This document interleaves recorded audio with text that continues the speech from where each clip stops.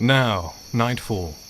We see the mansion called Shadowcrest that sits like a gargoyle on a massive hill, but sits impassively between two modest homes in a suburban neighborhood.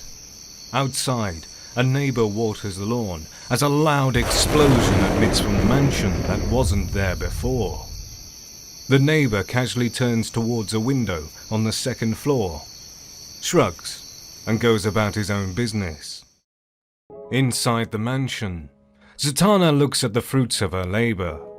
A burned, sagging Native American dreamcatcher suspended in mid-air and one shattered ancient Greek vase.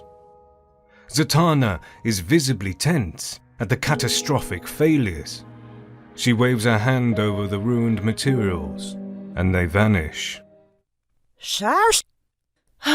There goes the last of my chimera skills, and another 2 months of tours. Zatanna turns to the final artifact, a Mesopotamian art piece, standing like a pillar in the center of the room. Okay, my little friend, you're my last chance. Let's see what you learned. The pillar-like object begins to glow a pale light from the inscribed words. The text and hieroglyphs begin to flow and form new words. Now we're getting somewhere. The pillar rumbles as the words change. What might be whispers can be heard as the magic works. Zatanna's eyes narrow, trying to decipher the constantly moving text. She concentrates, but is getting frustrated. Hey, Zatanna! Mikey has innocently popped her head into the sanctum, startling Zatanna from her concentration. The pillar is suddenly erratic and unstable. The words swirl faster, and the glow becomes a dark, malevolent shade. It cracks and crumbles into dust. Zatanna only stares stunned at the pile of dust, not moving or looking at Mikey. I fixed the sawbox. Zatanna? From the back, Zatanna is motionless, except for her hand. Tap, tap, tapping.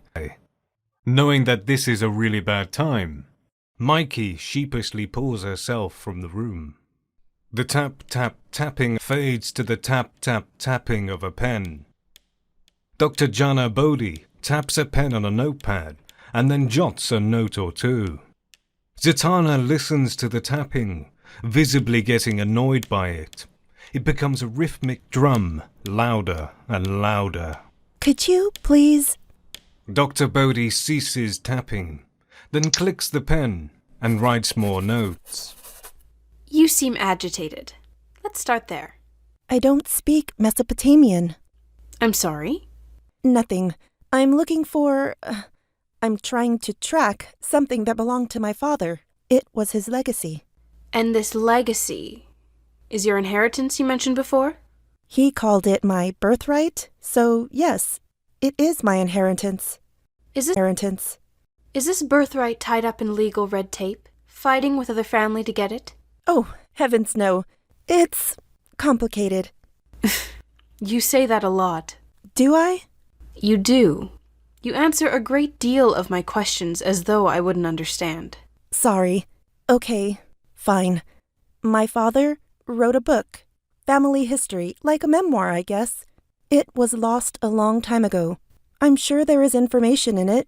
Information that he wanted only me to know. I see.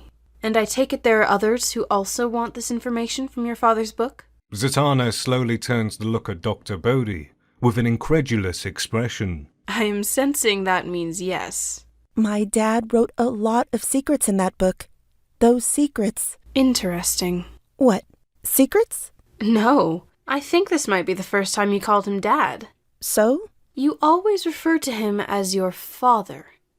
Almost reverently. To hear you say Dad, well, it's refreshing. Like he was more than a provider or a mentor. I really don't see what that has to do with anything.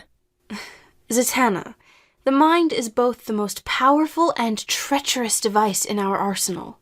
It calculates and devises, but also traps and tricks us, and we can become frustrated. The mind can be overworked and go off the rails. I'd like to try something. Please, relax and close your eyes. Zatanna exhales in resignation and complies, trying to get settled. Listen to the sound of my voice. I want you to go back, far back, to your earliest memories of your dad. Not the mentor or the teacher, the man you loved, who protected you and loved you. Zatanna's memory is bright and warm as young Zatanna grips a tree limb, looking down at the impossibly far ground. Beneath her, a gentle John Zatara stands with his arms raised and his eyes reassuring. Zatanna, you can do it. I know you can. No, Daddy, no! I'm afraid! Come down, sweetheart, just like we practiced. Zatanna. The voice drifting up to the child's ears is soothing, gentle, and strong enough to make the child open terrified eyes. I am here. I am always here. Almost as if hypnotized, young Zatanna releases her grip on the branch. Limbs outstretched, young Zatanna falls. The ground seems to slow as Zatanna drifts, her lips moving in an unheard whisper. From far away, she hears her father. You're doing it! Zatanna, you're doing it! Zatanna does not snap out of her memory, but slowly opens her eyes as a single tear runs over her cheek.